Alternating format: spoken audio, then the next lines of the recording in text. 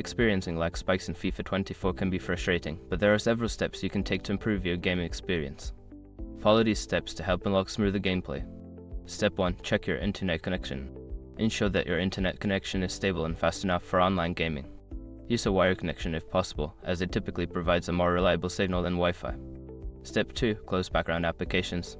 Before launching FIFA 24, close any unnecessary applications running in the background.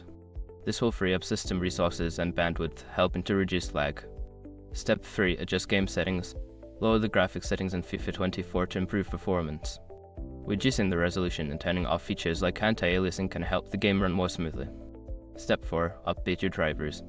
Make sure your graphics card and network drivers are up to date. Manufacturers often release updates that can enhance performance and fix bugs that may cause lag.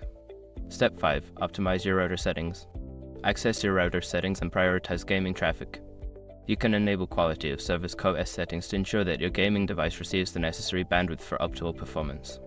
By following these steps, you should be able to reduce lag spikes and enjoy a smoother gaming experience in FIFA 24. Happy gaming!